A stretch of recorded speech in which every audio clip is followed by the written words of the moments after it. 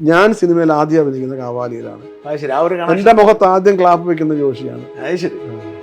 ആ കോമ്പിനേഷൻ ഇപ്പം നിങ്ങളും ഞാനുമായിട്ടുള്ള കോമ്പിനേഷൻ കറക്റ്റ് ആണെങ്കിൽ ഓക്കെ. അല്ല നമ്മൾ കവടി വെക്കില്ലേ ശരിക്കും. പക്ഷെ ഇതിന് വേറെ ആളെ വെച്ചു. ഇപ്പൊ ജോഷിക്ക് എന്നിട്ട് എന്നെ എങ്ങനെയെങ്കിലും വെക്കണമെന്നല്ലോ, പക്ഷെ വരണ്ടേ. അങ്ങനെ അവസാനം ന്യൂഡൽഹിയിൽ അങ്ങനെയാണ് ചീട്ടിടാതെ. അന്ന് അതിന് മുമ്പുണ്ടല്ലോ സിനിമ എന്ന് പറഞ്ഞാൽ ആദ്യം തേങ്ങ ഉടച്ചിട്ടല്ലേ ഉള്ളൂ. 2000 എന്ന് പറഞ്ഞ വർഷം ഞാൻ ഒറ്റ സിനിമയിൽ എൻ്റെ പുറത്തു വന്നിട്ടില്ല. അറിയോ? 2000 വിജയരാഘവൻ അഭിനയിച്ച ഒറ്റ സിനിമ പുറത്തു വന്നു ഞാൻ അഭിനയിച്ചില്ല. 40 വർഷം ഈ പറഞ്ഞ മാതിരി ഒരു അംഗീകാരവും കിട്ടിയിട്ടില്ല ഇവര്. ഒരു അംഗീകാരം ഇല്ലാതെ 40 വർഷം നിൽക്കാൻ പറ്റുമെന്ന്. ഈ സിനിമയിൽ ഈ പലപ്പോഴും ഞാൻ കേട്ടിട്ടുള്ളത് തള്ളപ്പെടാം ഗ്രൂപ്പും വഴക്കും ഒക്കെ ഉണ്ട്. അങ്ങനത്തെ അനുഭവങ്ങളൊന്നും ഉണ്ടായിട്ടില്ല. എനിക്ക് ഒരു അർഹതയില്ലാത്തവർക്ക് കിട്ടുന്നുണ്ടോ? ഒരു അർഹതയില്ല. അത് പറയുന്നില്ല ആരാന്നൊന്നും.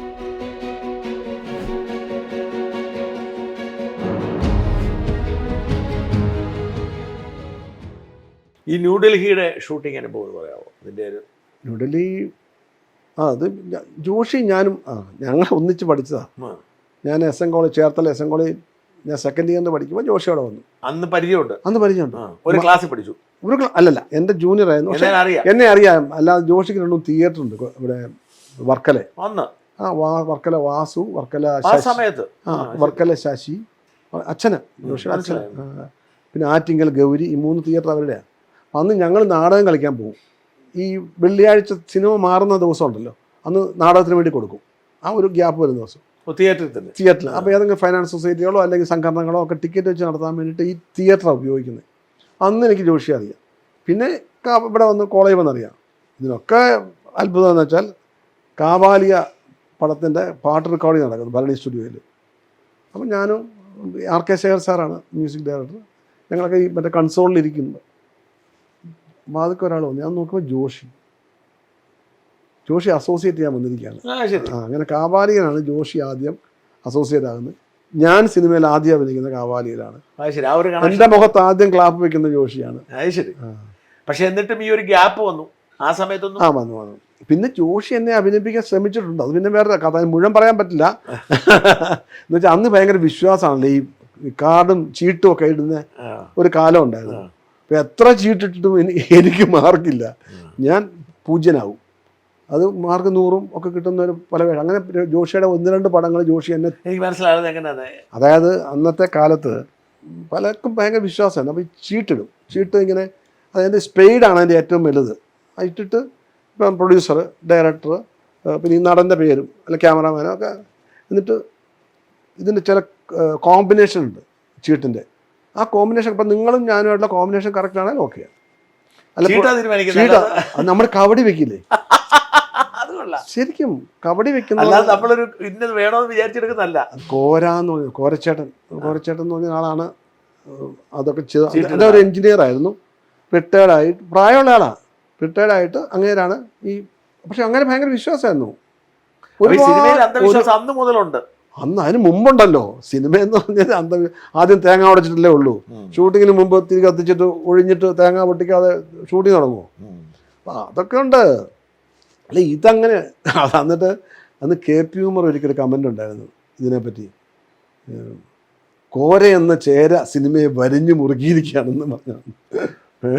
എന്നുവെച്ചാൽ അദ്ദേഹത്തെ മാത്രം വിശ്വസിച്ച് ഒരുപാട് സിനിമ ഉണ്ടായിരുന്നു. അല്ല അത് പലതും വിജയിച്ചിരുന്നു. അപ്പം വിശ്വാസം കൂടുതലല്ലോ സ്വാഭാവികമല്ല. അങ്ങനെ അദ്ദേഹം ചീട്ടിട്ടൊന്നും എൻ്റെ പേര് വന്നില്ല. പിന്നെ ജോഷി ന്യൂഡൽഹിക്ക് എന്നാ പറയണോ എടാ ഇത് ഞാൻ ചീട്ടിട്ടുണ്ടോ തീരുമാനിച്ചു. ഞാൻ പറഞ്ഞു നടക്കില്ല, അവനെ വേണം നിർബന്ധമായിട്ട്, അവനെ വെക്കണം എന്ന് കിട്ടത്തില്ല. അതിന് മുമ്പ് ഒരു പടത്തിൽ ചീട്ടിട്ട് എൻ്റെ പേരും പിന്നെ വേറെ ആളുടെ പേരും കൂടെ വെച്ചു. എനിക്ക് കിട്ടിയില്ല. അവസാനം ജയാന മിൽസൻ്റെ ക്യാമറാമാനാ ചുമ്മാ ജയാന മിൽസൻ്റെ എൻ്റെ കൂടെ ഇട്ടു. അപ്പം ജയാൻ മിൽസൻ്റെ ഞാൻ 0. അപ്പം ജയാൻ മിൽസൊന്നും ഞാൻ അഭിനയിക്കില്ല. ജയാന് ക്യാമറയ്ക്ക് മുന്നേ വരാൻ പറ്റില്ല പുള്ളിക്ക്. ഞാൻ അഭിനയിക്കില്ല എന്ന്. പക്ഷെ ഇതിന് വേറെ ആളെ വെച്ചു. അപ്പം ജോഷിക്ക് എന്നിട്ട് എന്നെ എങ്ങനെയെങ്കിലും വെക്കണമെന്നല്ലോ, പക്ഷെ വരണ്ടേ.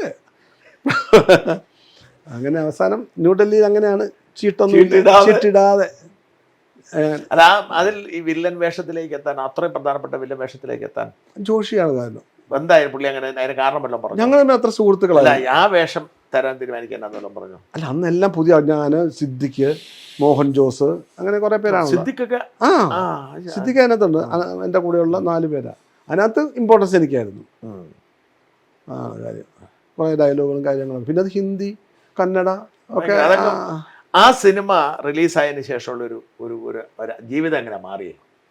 പിന്നെ എല്ലാ പടങ്ങളും വിളിക്കാൻ തുടങ്ങി. അന്ന് പിന്നെ എന്നെ 500 അച്ഛനെ വിളിക്കുന്ന മാതിരി ഒരു ഫീൽ ജനങ്ങളുടെ എത്തി. അല്ലെങ്കിൽ ഞാൻ പതുക്കെ തിരിച്ചറിഞ്ഞ ഒരാളാണ്. അല്ലാതെ പെട്ടെന്ന് ഒരു ദിവസം ഇപ്പം ഉദാഹരണം പറഞ്ഞു, ചാക്കോച്ചൻ മറ്റേ പടം അനിയത്തിപ്രാവ്, അതുവരെ ചാക്കോച്ചൻ അറിയില്ലല്ലോ. ഈ പടം റിലീസായി പുറത്തോട്ടിറങ്ങുമ്പോൾ ചാക്കോച്ചൻ വേറെ ആളല്ലേ. ആൾക്കാർ കാണുമ്പോഴേ. അപ്പോൾ അത് എനിക്കങ്ങനെ ഒരു ചിലരോട് ചോദിക്കാറുണ്ട്, ആദ്യമായിട്ട് നിങ്ങളെ തിരിച്ചറിഞ്ഞപ്പോൾ എന്ത് തോന്നി? എന്നെ അങ്ങനെ എനിക്ക് ഓർമ്മയില്ല. എന്നെ കൊച്ചിലെ പോലെ തിരിച്ചറിയുന്നുണ്ട്. അപ്പോൾ ഈ സ്കൂളിൽ പോകുമ്പോഴാണേലും ശരി, എന്നമ്പിള്ള ചേട്ടൻ്റെ മോനാ, അല്ല എന്നമ്പിള്ള സാറിൻ്റെ മോനാ, ഈ വഴിയെ പോകുമ്പോഴേ അങ്ങനെ എന്നെ എപ്പോഴും. എന്നാൽ ഈ ന്യൂഡൽഹി വലിയൊരു മാറ്റം ഉണ്ടാക്കിയില്ലേ? ഉണ്ടായി. അത് അല്ല, അത് പിന്നെ ഈ പറഞ്ഞ മാതിരി വിജയത്തിൻ്റെ ഭാഗമാണ്. സിനിമ എപ്പോഴും അങ്ങനെയാണ്. നമ്മൾ അഭിനയിച്ച പടം ഓടിക്കഴിഞ്ഞാൽ പിന്നെ നമ്മളെ വിളിക്കാനാളുണ്ടാവും. പിന്നെ അത് കുറേശ്ശെ. പക്ഷെ അതൊരു വില്ലൻ വേഷമായതുകൊണ്ട് പിന്നീട് വില്ലൻ വേഷങ്ങളാണ് വിളിച്ചുകൊണ്ടിരുന്നത്. അങ്ങനെ വന്നു. പിന്നെ അതോടുകൂടി തന്നെ സപ്പോർട്ടിങ് ക്യാരക്ടേഴ്സ് ചെയ്യാൻ പറ്റി. അത് ഷാജി കൈലാസ്, ഈ കെ മധു, അങ്ങനെയുള്ള പടങ്ങളിലൊക്കെ ചില സപ്പോർട്ടിങ് ക്യാരക്ടേഴ്സ് ചെയ്യാൻ പറ്റും.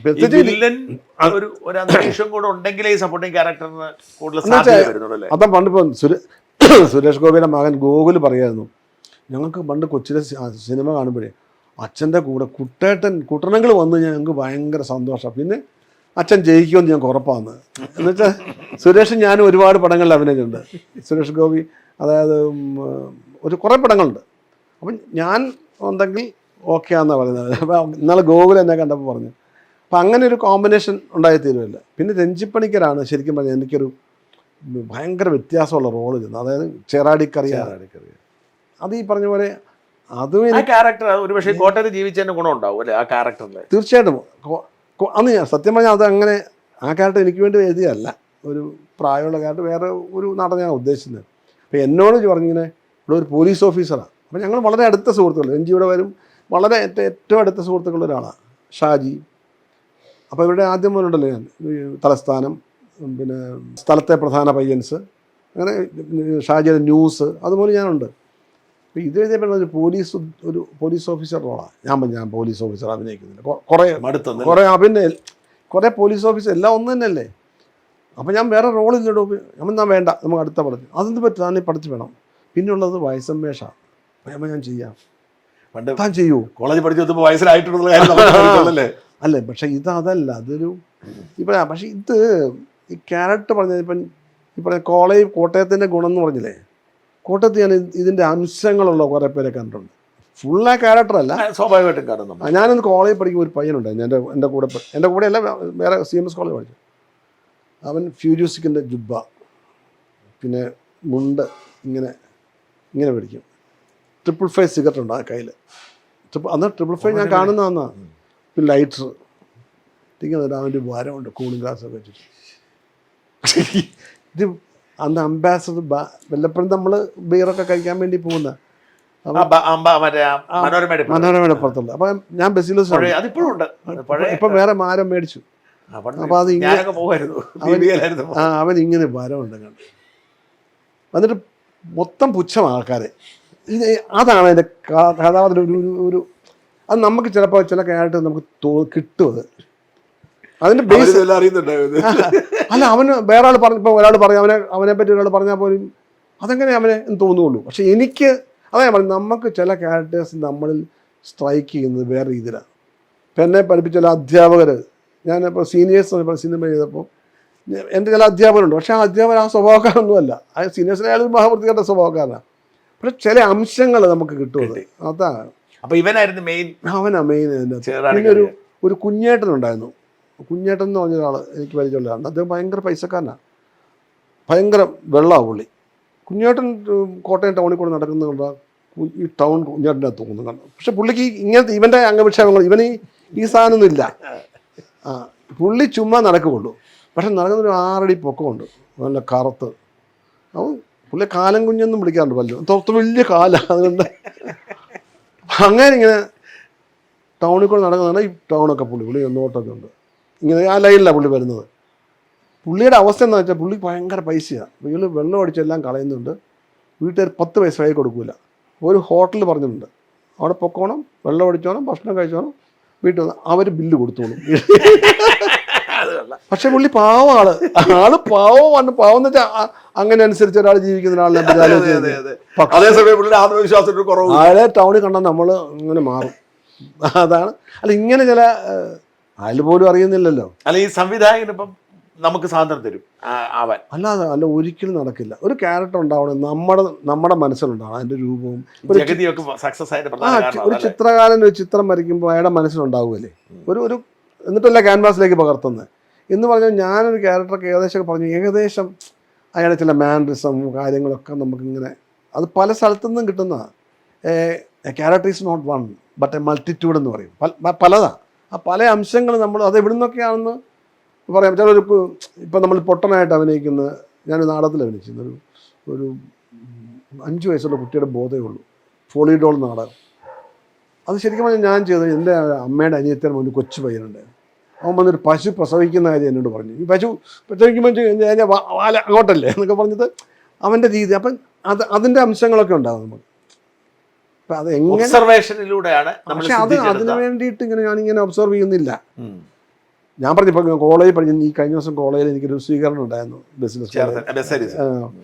അപ്പം ഞാനവിടെ പോയപ്പോൾ ഞാൻ പെട്ടെന്ന് ഓർത്ത് എനിക്ക് അവിടുത്തെ ചില സാറന്മാരുടെ മുഖഭാവങ്ങളും കാര്യങ്ങളൊക്കെ അങ്ങനെയാണ് നമ്മളെ സ്വാധീനിക്കുന്നത്. അപ്പം അതൊക്കെ ഈ പറഞ്ഞ നമ്മളെ എത്രമാത്രം ഫീഡ് ചെയ്ത് കിടപ്പുണ്ട്. അങ്ങനെ കുറേ ആൾക്കാരുണ്ട് നമ്മൾ കണ്ടു മറന്നതായ അതിൻ്റെ അംശങ്ങൾ നമ്മളിലേക്ക് എത്തിക്കുക. ചില പറയില്ല കഥാപാത്രമായി തീർന്നു എന്നൊക്കെ.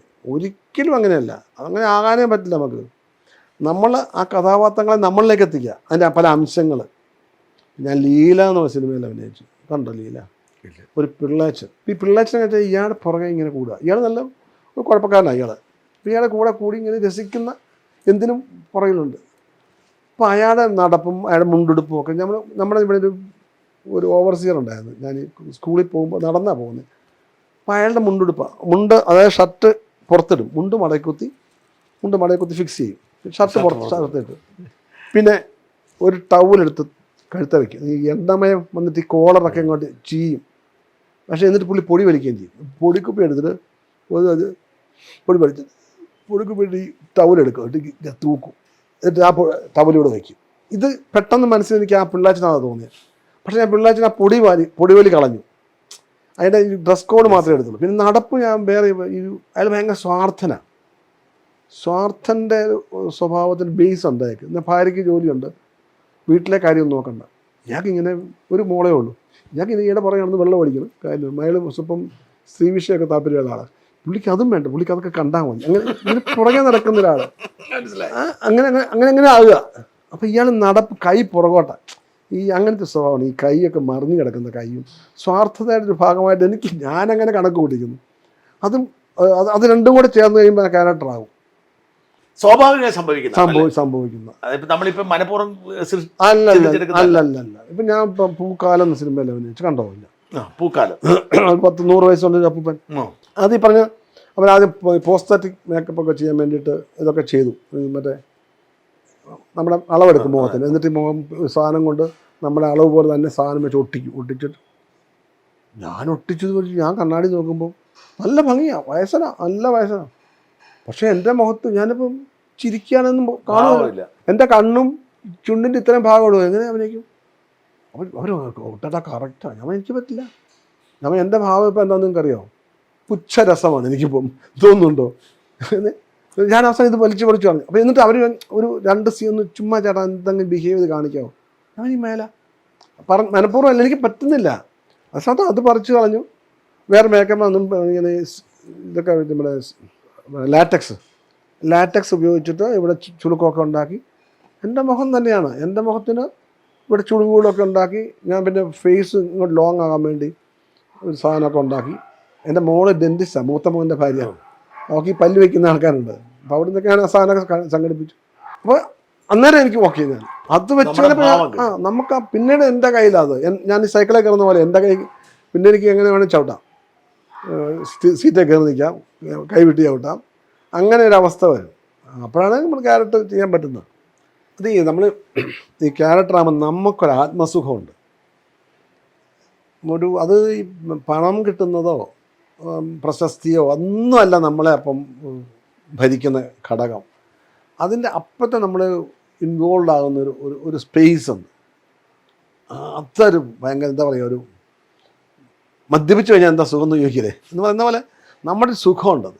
അത് നമുക്ക് മാത്രമേ അറിയാൻ പറ്റൂ. അത് മറ്റൊരാൾക്കും നമുക്ക് പറയാനും പറ്റില്ല അതെന്താണെന്ന്. ഒരു തൊഴിലിനപ്പുറം. അതെ അല്ലേ, ആ ഒരു ആത്മസുഖമില്ലേ, അത് പുസ്തകം വായിക്കുമ്പോൾ കിട്ടുന്ന എന്ത് ഫീലാണോ അത് തന്നെയാണ് അഭിനയിക്കുന്നത്. അത് പക്ഷെ അത് നാടകത്തിൽ നമുക്ക് സ്റ്റേജിൽ ഉണ്ടാവും. എന്നിട്ട് ഒരു കണ്ടിന്യൂസ് പ്രോസസ്സ് അല്ലേ, ഒരു ഫ്ലോ ഉണ്ട്, ഒരു ഇമോഷണൽ ഫ്ലോ ഉണ്ട്.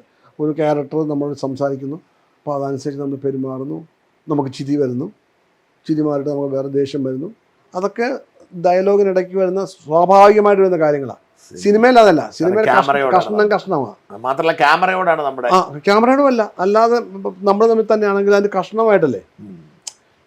ഇപ്പം എൻ്റെ വേണ്ടപ്പെട്ട ഒരാൾ മരിച്ചു എന്ന് ഞാൻ അറിഞ്ഞാൽ മരണം നമ്മൾ അറിയുന്നു. ഒരു മരണം അറിയുന്നത് എവിടെ വെച്ചാൽ, ഇപ്പം ഞാൻ സുഖമില്ല കിടക്കാൻ എനിക്കറിയാം, ഞാൻ ആ മുറ്റത്തേക്ക് മാറുന്ന ഇത് പോയി കേട്ടോ, അപ്പം നമുക്ക് എന്തായിരിക്കും ഫീല്, അതെടുക്കേണ്ടി വന്നാൽ.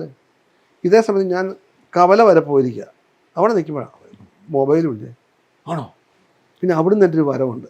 ഇവിടെ ഞാൻ റിയാക്ട് ചെയ്ത പോലെ ആയിരിക്കുമല്ല കവല. ഞാൻ കോട്ടയത്ത് പോയി ആണെങ്കിലോ, ഞാൻ ഡൽഹിയിലാണെങ്കിലോ വ്യത്യാസമുണ്ട്, അമേരിക്കയിലാണെങ്കിലും ഭയങ്കര വ്യത്യാസമാണ്. സംഭവം ഒന്നാണ്. പിന്നെ ഈ വരുന്ന വരവ്, ഫ്ലൈറ്റ് നിൽക്കുമ്പോൾ നമുക്ക് അതിനെപ്പറ്റിയുള്ള ചിന്തകൾ, കാറിൽ എയർപോർട്ടിൽ വന്ന് ഇറങ്ങി, അപ്പോൾ നമ്മൾ ബന്ധു കാണാൻ നിൽക്കുക, അന്നേരം ഉള്ളത്. കാറേ വരുമ്പോൾ വീടിൻ്റെ പടി കയറും, കുറേ ആൾക്കാർ നിൽക്കുന്നു, അപ്പോൾ എങ്ങനെയാണ് ചിതയിലേക്ക് എടുക്കുന്നു, അല്ല ഫസ്റ്റ് ബോഡി കാണുന്നു, കർമ്മം ചെയ്തു. ഓരോ സമയത്തും നമ്മുടെ വികാരം ദുഃഖമാണ്. ദുഃഖം എന്നൊരു 2 അക്ഷരം കൊണ്ട് പറയാൻ പറ്റും. പക്ഷേ ഇതിൻ്റെ ആ ക്യാരക്ടർ എന്താ, ആ ക്യാരക്ടർ മറ്റേ ആളുടെ അടുപ്പം എന്താ.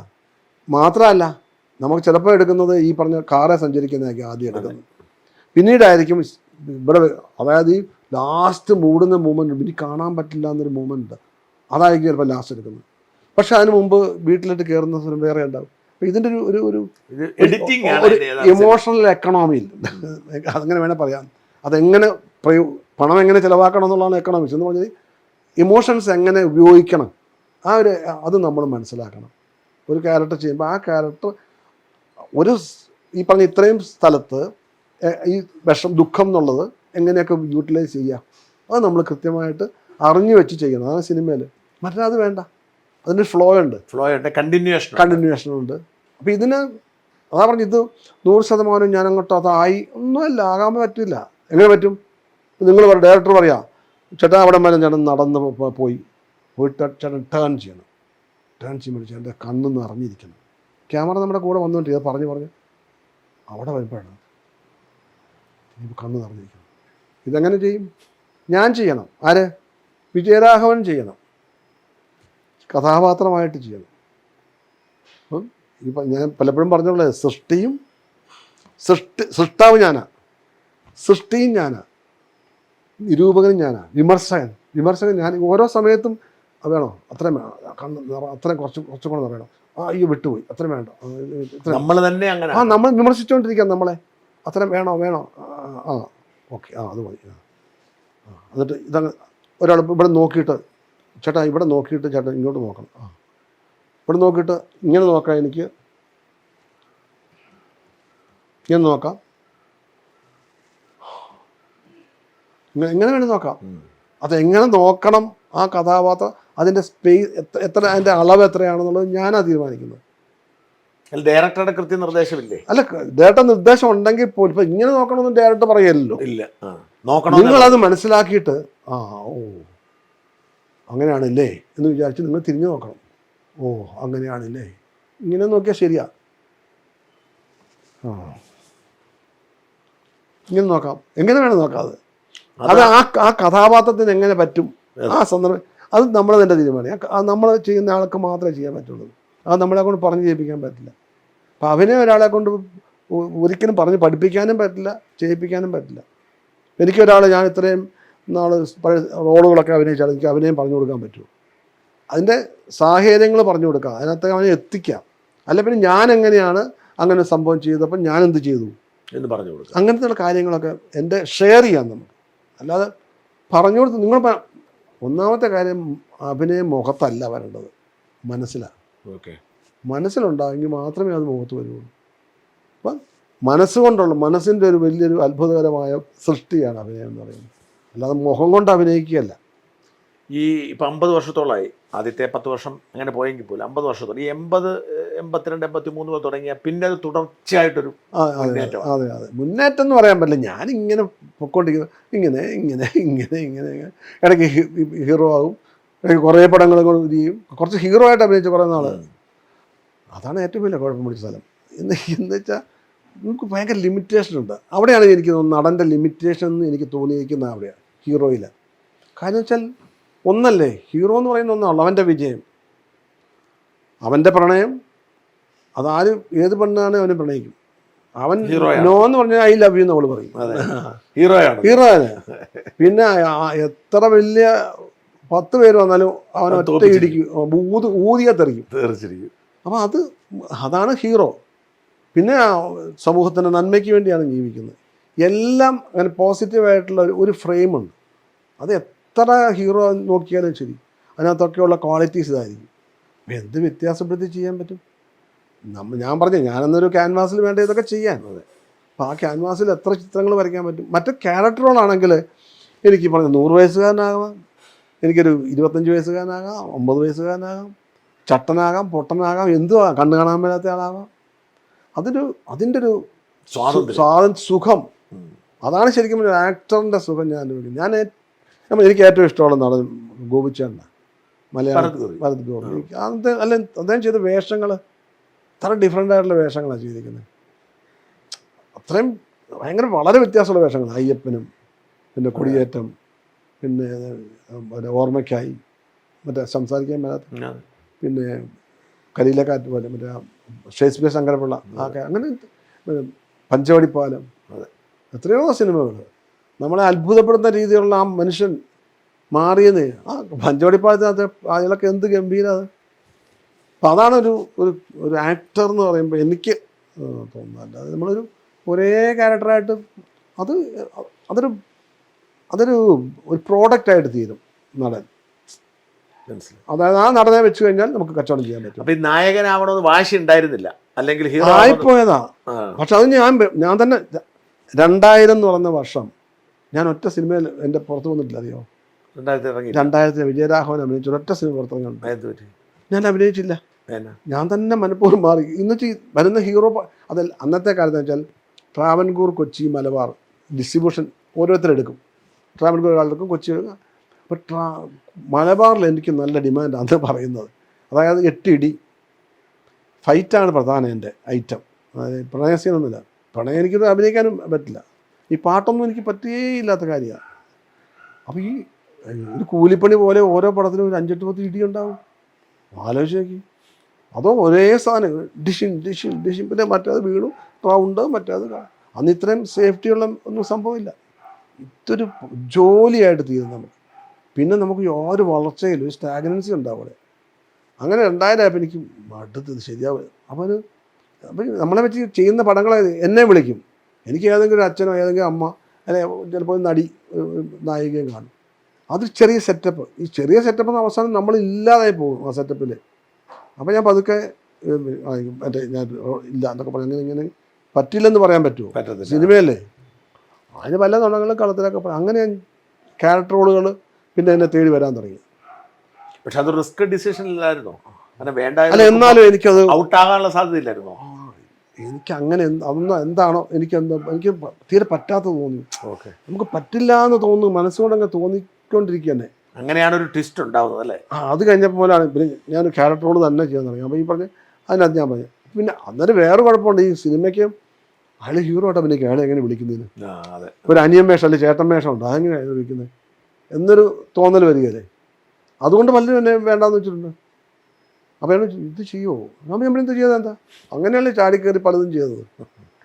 2010 ആയപ്പോഴത്തേക്കും പീക്കിലെത്തി അല്ലേ? അങ്ങനെ ഇല്ല, ഞാൻ ഇങ്ങനെ പൊയ്ക്കൊണ്ടിരിക്കുക എപ്പോഴും.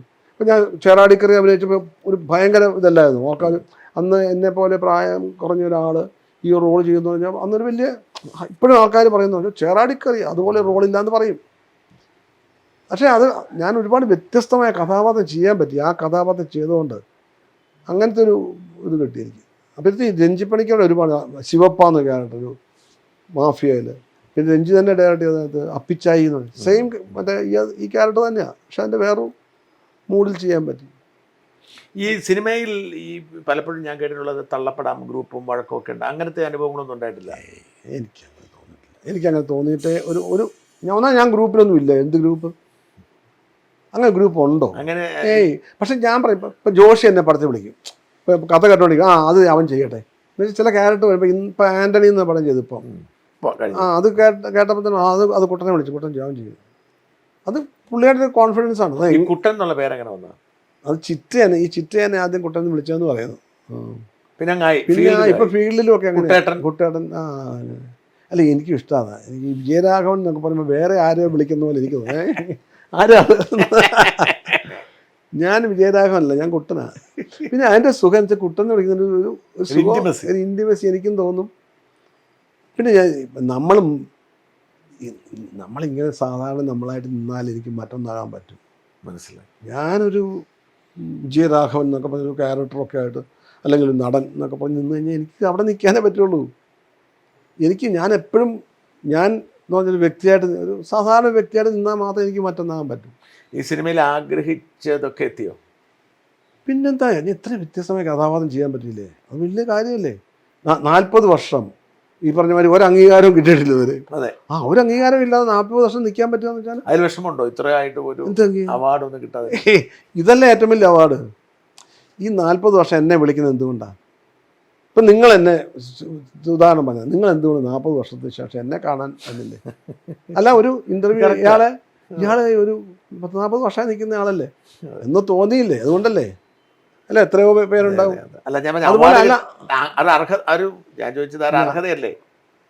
അർഹതയൊക്കെയാണ്. പക്ഷെ പലപ്പോഴും നമ്മൾ പലയിടത്തും കണ്ടിട്ടുണ്ട്, ഒരു അർഹതയില്ലാത്തവർക്ക് കിട്ടുന്നത് കണ്ടുണ്ട്. ഒരു അർഹതയില്ല, അത് പറയുന്നില്ല ആരാന്നൊന്നും. ഒരു അർഹതയില്ലാത്തവർക്ക് കിട്ടുന്നത് ഞാൻ കണ്ടുണ്ട്. അപ്പോൾ പിന്നെ ഇതിനെന്താ വില? അതാ എനിക്ക് കിട്ടിയാലോ. ഇപ്പം വേറൊരു കാര്യം, ഇപ്പം ഇത് കിട്ടാത്തതുകൊണ്ട് ഞാൻ മോശം നടനൊന്നുമല്ല.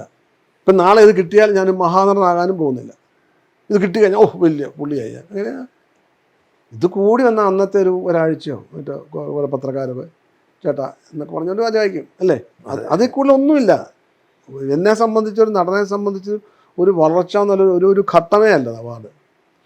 അത് ഘട്ടം എത്താന്നറിയാം. ഒരു കഥാപാത്രം കിട്ടുമ്പോൾ ഇപ്പം എനിക്ക് ഈ പൂക്കാലത്തിനകത്തെ കഥാപാത്രം കിട്ടും. എൻ്റെ ഇത്രയും നാളത്തെ എനിക്കൊരു വലിയ അവാർഡ് കിട്ടിയ പോലെ എന്നെ ആ കഥാപാത്രം ചേടാടിക്കറിയാം. അതുപോലെ എൻ്റെ ക്യാരക്ടേഴ്സ് അല്ല, ഞാൻ അങ്ങനെ ഇപ്പം ലീല ആ പടം ശ്രദ്ധിക്കപ്പെട്ടേ ഇല്ല, അത് ഓടിയില്ല, അധികം ആൾക്കാർ കണ്ടുമില്ല. പക്ഷെ എനിക്ക് ഏറ്റവും സങ്കടമുള്ള സിനിമ വന്നിട്ടെന്ന് ചോദിച്ചാൽ ഞാൻ പറയാം, ആ കഥാപാത്രം ശ്രദ്ധിക്കപ്പെടാതെ പോയില്ല.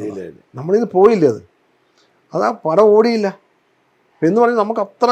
ഇപ്പം ഈ പൂക്കാലത്തെ കാലത്ത് എനിക്ക് ഭയങ്കര ഇഷ്ടമാണ്. അതെനിക്ക് അതിനകത്ത് ഈ അവാർഡും ഒന്നും എന്നെ ബാധിക്കുന്ന കാര്യം. ഞാൻ ചെയ്ത് കഴിയുമ്പോൾ ഞാൻ പറഞ്ഞു, ഞാൻ അനുഭവിക്കുന്ന ഒരു സുഖമുണ്ടല്ലോ, അത് വളരെ വലുതാണ്. പിന്നെ ഈ പറഞ്ഞ ആൾക്കാർ കണ്ടിട്ട് അയ്യോ അത് നന്നായിരുന്നു കേട്ടോ. ഒരു കൊച്ചുകുട്ടി അത് ചുമ്മാ പറയുന്നതല്ലല്ലോ. അതിന് ഒരു 10 പേര് കമ്മിറ്റി കൂടിയിട്ട് ഇയാൾ കൊള്ളാം എന്ന് പറയുന്നതല്ലല്ലോ. കമ്മിറ്റി കൂടി തീരുമാനിക്കുന്ന കാര്യം അല്ല അത്. അവാർഡെന്ന് അല്ല. ഞാൻ മോശം കിട്ടിയാലും മോശം എന്നല്ല ഞാൻ പറയുന്നത്. മനസ്സിലായി. ഞാൻ എന്നെ സംബന്ധിച്ച് ഞാൻ പറയാണ്. അപ്പം എന്നെ നിലനിർത്തുന്നത് അതാണ്. ഇന്ന് എന്നെ വിളിക്കുന്ന ആൾക്കാർ എന്തുകൊണ്ടാണ് വിളിക്കുന്നത്? ചുമ്മാ വിളിക്കുമോ? ഇത്രയും വർഷം ഞാൻ 40 വർഷമായിട്ട് എത്രയോ പേര് സിനിമയിലുണ്ട്, എൻ്റെ കൂടെ വന്ന് എത്രയോ പേരുണ്ട്, അവരൊക്കെ ഉണ്ട് സജീവമായിട്ട്. അല്ല, ഞാൻ ഓർക്കുന്ന ചിത്രം എന്ന് പറഞ്ഞൊരു പ്രസിദ്ധീകരണം ഉണ്ടായിരുന്നു. ചിത്രം എന്ന് പറഞ്ഞ ഒരു സിനിമാ പ്രസിദ്ധീകരണം. ഞാൻ അതിന് വേണ്ടി ഇന്റർവ്യൂ എടുക്കുമായിരുന്നു കുറേ കാലം മുമ്പ്. അതിന് മുരളിയെ ഇന്റർവ്യൂ എടുക്കും. അദ്ദേഹത്തിന് ഇന്റർവ്യൂ എടുക്കാൻ കഴിഞ്ഞാൽ അദ്ദേഹത്തിന്റെ മെയിൻ കൺസേൺ വരാൻ പോകുന്ന ദിവസങ്ങളിൽ അവാർഡിനെ കുറിച്ച് എന്ത് സാധ്യത എന്നുള്ളതായിരുന്നു. സ്റ്റേറ്റ് അവാർഡ് വരാൻ പോകുന്നത്. അപ്പൊ അങ്ങനെ ഒരു കൺസേൺ ഈ നടന്മാർക്കൊക്കെ ഉണ്ട്. അതൊന്നും അങ്ങേ ബാധിച്ചിട്ടേ ഇല്ല, സ്റ്റേറ്റ് അവാർഡിനെ കുറിച്ചൊന്നും. അല്ല, എനിക്ക് നേരത്തെ കിട്ടുമെന്ന് പറഞ്ഞ ചില സിനിമകളൊക്കെ ഉണ്ട്. ചില അത് ഉറപ്പാണ് നിങ്ങൾക്ക് എന്നൊക്കെ പറഞ്ഞിട്ട് പിന്നെ ഒരു അവാർഡ് ഒരു പടം കഴിഞ്ഞിട്ട് എന്നെ ഈ അവാർഡ് തീരുമാനിക്കുന്ന അപ്പോൾ അതിൻ്റെ അർത്ഥശൂന്യത എനിക്ക് പിന്നെ അപ്പോഴാണ് കൂടുതൽ മനസ്സിലായത്. ഈ അവാർഡ് കമ്മിറ്റിയിലുള്ള 3 പേര് അവാർഡെല്ലാം തീരുമാനിച്ചു കഴിഞ്ഞു. ഞാൻ കുലം എന്ന് പറഞ്ഞ സിനിമ ചെയ്തുകൊണ്ടിരിക്കുകയാണ്, നമ്മുടെ ലളിതായൻ തന്നെ. അപ്പോൾ അതിൻ്റെ ഷൂട്ടിംഗ് നടക്കുമ്പോൾ ചിത്രാഞ്ജലി സ്റ്റുഡിയോയിൽ അവിടെ ലാൻഡ്സ്കേപ്പിലാണ്. അപ്പോൾ ഈ 3 പേര്, അവർ ഈ പേര് ഞാൻ പറയുന്നില്ല, അവർ 3 പേര് ഈ ജൂറിയിലുണ്ടായിരുന്ന ആൾക്കാരാണ്. അപ്പോൾ അടണം അടിച്ചിട്ടുണ്ട്, നല്ല നല്ല ഫോമിലാണ്. വന്ന് എന്നെ വന്ന് വർത്താനം പറഞ്ഞു, കുട്ടാ എടാന്ന് വിളിച്ചു, കുട്ടാന്ന് വിളിച്ചു, മോനെ എന്ന് ഒരാൾ വിളിച്ചു, അങ്ങനെ എന്നെ കെട്ടിപ്പിടിക്കുന്നു. അത് 2 പേര് വിതുമ്പുന്നു. സോറി എടാ, സോറി, നീ എനക്കായിരുന്നു, നീ അന്ന് ഡിസേർവ് ചെയ്യും. എനിക്കൊന്നും മനസ്സിലാവുന്നില്ല. ഈ അവാർഡൊക്കെ കഴിഞ്ഞു. അതായത് അന്ന് എനിക്ക് തരാമായിരുന്നു എന്ന് എന്തോ ഒരു ആലോചന മറ്റോടെ നടന്നിരുന്നായിരിക്കാം ഞാൻ പറഞ്ഞ. അപ്പം ഞാൻ എൻ്റെ ഉള്ളിൽ ചിരിച്ചു. ഒന്ന് ആലോചിച്ച് നോക്കി, ഇത്രയുള്ള അവാർഡ് അതല്ലേ.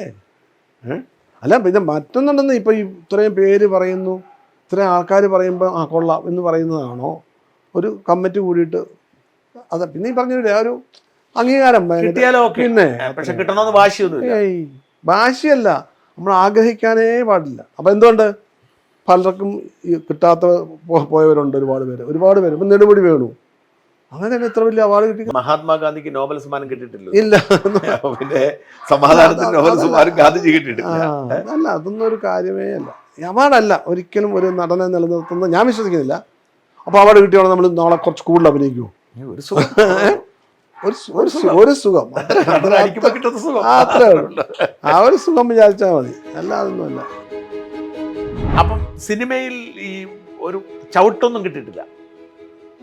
ചവിട്ടെന്ന് പറഞ്ഞാൽ സുരേഷ് നാളെ ഇന്റർവ്യൂ പറഞ്ഞു, സുരേഷ് ഗോപിയുടെ ഏറ്റവും വലിയ സുഹൃത്ത് ഞാനാണ്. അല്ല, പണ്ട് പുള്ളി പറയും, എന്തോ ഇതിനൊക്കെ ശരിയല്ല, ഇതൊന്നും അങ്ങനെയല്ല ചെയ്യേണ്ടത് കുട്ടാ, ഞാനാണെങ്കിൽ എന്നൊക്കെ പറഞ്ഞ് അങ്ങനെ ചുമ്മാ. അത് പുള്ളിക്ക് ഒരു രാഷ്ട്രീയം ഇല്ലാത്തപ്പോഴും പുള്ളിക്ക് എന്തൊക്കെയോ ചെയ്യണം എന്നൊക്കെ ആഗ്രഹങ്ങളുള്ളതാണ്. അത് നമ്മൾ പുള്ളിയുടെ രാഷ്ട്രീയത്തോട് യോജിപ്പോ ഉണ്ടോ?